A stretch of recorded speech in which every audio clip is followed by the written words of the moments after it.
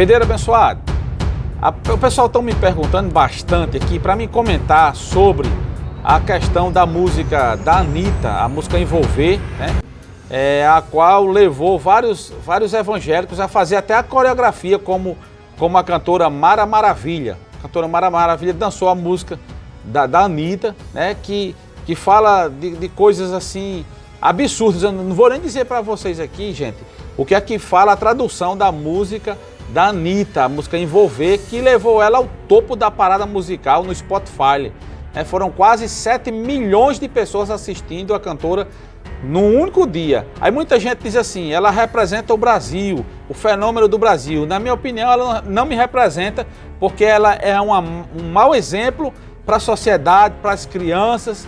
E é minha opinião, cada um tem a sua. Então eu queria deixar essa pergunta aqui para você, Pedreiro abençoado, falar como é que uma pessoa que se diz cristã se presta a tal papel, sendo conivente com as mesmas coisas que acredito que não agrada a Deus. Olá, meus amigos internautas, né? Saúde e paz para todos, em nome de Jesus. Amém. É uma bênção estar aqui com o irmão Sátiro, né? Passar aqui uma visita. Amém. Olha, esse assunto é muito polêmico, assim, né? Bastante crucial. Na verdade, ela não representa o Brasil, né? Quem representa o Brasil são os trabalhadores, os cidadãos, as domésticas, os garis. Exatamente. Certo? Aqueles que trabalham dia a dia na labuta, né? Para colocar o pão na mesa e pagam os impostos até num bombom que compram ou num pão. Sabe as palavras. Para manter o país, para que o país já progresse. Então essas pessoas sim representam o Brasil. Em segundo lugar, eu respeito a forma de elas lá, mas eu tenho uma opinião formada a respeito dessas coisas. Porque quem é cristão, quem creu em Cristo e foi batizado, né, na morte e na ressurreição de Cristo, segundo a Bíblia, diz lá em Romanos 6:3, né? Sim. Ela tem que ter uma nova procedência de viver, né? Justamente morrendo para o pecado e nascendo para Deus.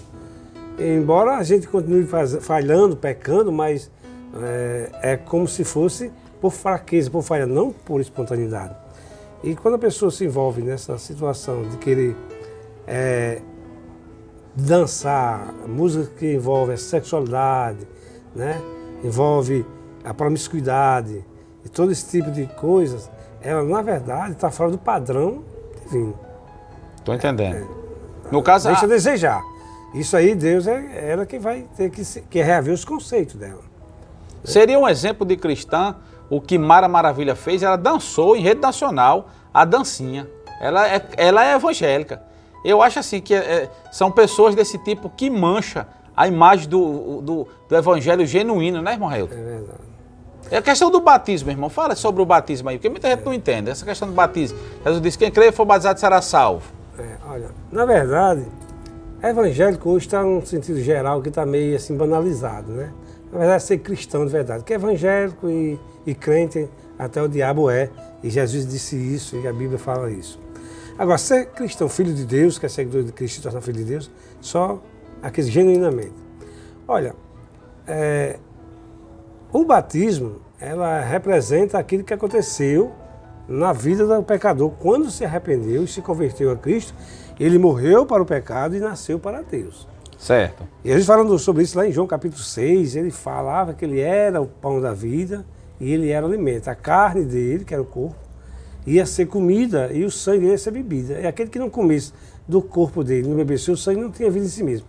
Ele estava falando isso, não era da ceia, ele estava falando isso do seu sacrifício. Quando você chega lá em Romanos capítulo 6, versículo 2, 3, ele diz, vocês não sabem que vós foste batizados na morte e na ressurreição de Cristo? O verdadeiro batismo está aí. A morte e a ressurreição de Cristo, foi batizado nele. Então, Coríntios também fala sobre isso.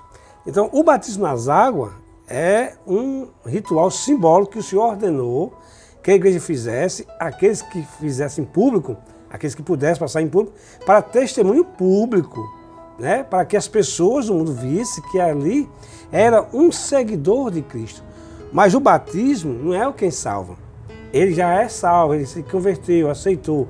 O batismo é para testemunho público do que aconteceu na vida dele, que ele morreu para o pecado e nasceu para Deus. Aí no batismo, esse ritual é representado.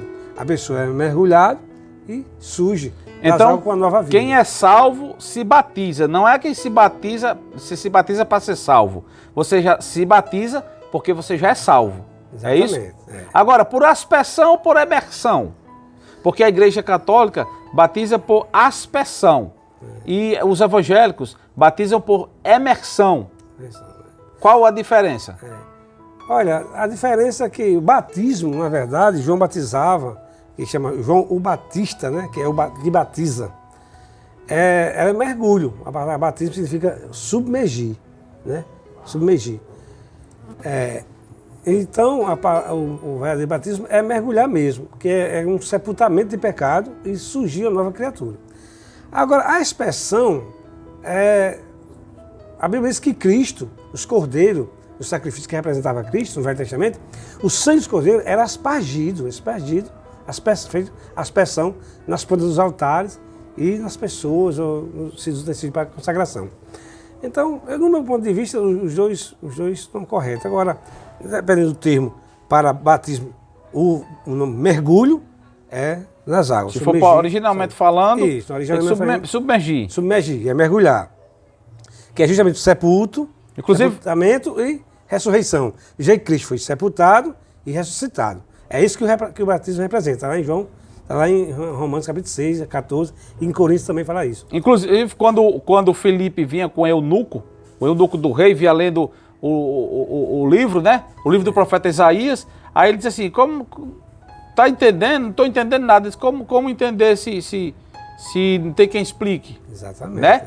Aí ele foi, através da pregação, explicou, ele disse, estou entendendo agora. Falou sobre o batismo. Falou sobre o batismo, ele disse assim, então eu quero receber Jesus como Salvador. Ele disse, pronto. Água. Ele disse assim, eu quero ser batizado também. Aí Felipe disse, tem uma lagoa aqui. Aí, tem água aí. Então eu quero ser batizado agora. Foi batizado na hora. Ambos foram as águas, batizou e o núcleo seguiu viagem. Porque não é que crente você tem que ser batizado. Porque isso quem decide é você. Não é ninguém. Ninguém pode mandar você se batizar e nem proibir que você possa se batizar. É que nem tomar a Santa Ceia. Isso é individual entre o adorador e o seu Criador. Então agora, pode você ser. vê que essas coisas... olha, a palavra de Deus ela é absoluta, concreta, verdadeira. Mas as aplicações são relativas. Por exemplo, quem crê foi batizado será salvo. É isso. Aqueles que der tempo, aqueles que puderem. Por exemplo, o ladrão da cruz não foi batizado nas águas e foi salvo. E foi salvo. Mas lembra, ele foi batizado na morte e na ressurreição de Cristo. Esse é o verdadeiro batismo. Lá em João capítulo 6 fala sobre isso. Romanos também 6, 2 e 3 fala sobre isso. Ô Pedreiro abençoado, me diga aqui um exemplo bem prático também sobre o batismo por aspersão. Veja só, o camarada está na cadeia, aceita Jesus como Salvador, mas aí vai ter o batismo e ele não tem o direito, ele não tem a oportunidade de ir lá no rio com os pastores, com os irmãos, porque ele está condenado e não pode sair, regime fechado 100%. Aí cabe aí um batismo por aspersão. Pode Tranquilo, ser, né, meu irmão? Pode ser, exatamente. E é válido porque se ele não for nem batizado nas águas, ele já é salvo, porque ele já é batizado na morte e na ressurreição de Cristo, que aquele batismo das águas é um símbolo do que aconteceu verdadeiramente com você, com o pecador. O pecador, ele morreu para o pecado e nasceu para Deus. É isso que o batismo nas águas representa. É uma representação. É como a Santa Ceia. A Santa Ceia, nós não comemos verdadeiramente o pão, o corpo e o sangue de Cristo. Não. O corpo e o sangue de Cristo foi partido lá. Lá em João capítulo 6 está ensinando sobre isso. Nós comemos a carne e o sangue de Cristo quando cremos no espiritual. Mas na ceia nós passamos isso como um memorial. E aquilo passa a representar, naquele ritual, memória, né, do que ele fez por nós, né, até que ele venha. Isso é para que nós guardamos em memória, e louvar o Senhor, exaltar, pelo que ele fez por nós. Agora uma pergunta, por que não batizar criança? E por que existem religiões que batizam crianças? Por que os evangélicos não batizam criança? É porque, na verdade, a Bíblia diz em Mateus, lá em João, que é para ser batizado homens e mulheres. A Bíblia diz que João Batista e os apóstolos batizavam homens e mulheres. O batismo, ele vem seguido, ele vem antecipado de arrependimento e crer. João Batista vinha pregar, arrependimento de fé, né?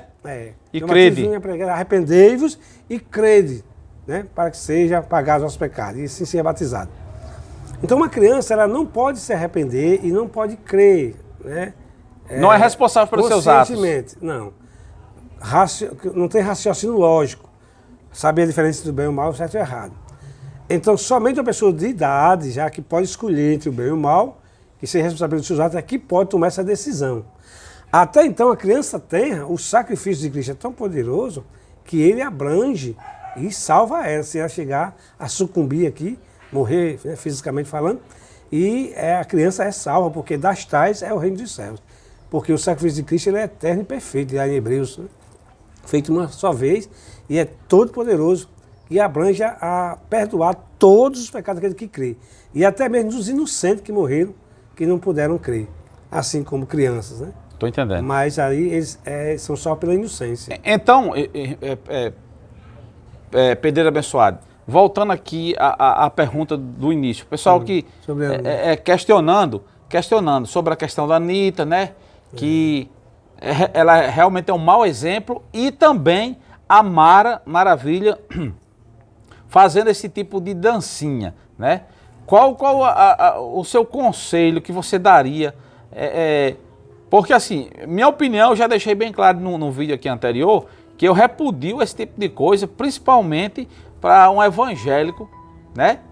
Fazer esse tipo de dança sensual que representa coisas que eu não vou nem dizer aqui para vocês, né? Porque a Anitta, ela disse, olha, em cada estado que eu vou, eu tenho um cara para me ficar com ele e eu faço tudo. Aquilo que a Bíblia diz que não é lícito antes do casamento, ela disse que faz tranquilo.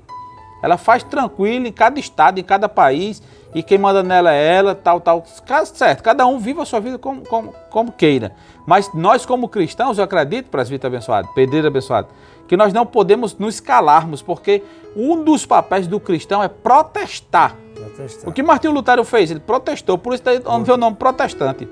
Verdade. Nós podemos ficar calados diante de uma situação dessa. Então eu queria também, sobre a Mara Maravilha, eu queria que você desse a sua palavra assim, para tipo de crente que faz esse tipo de coisa.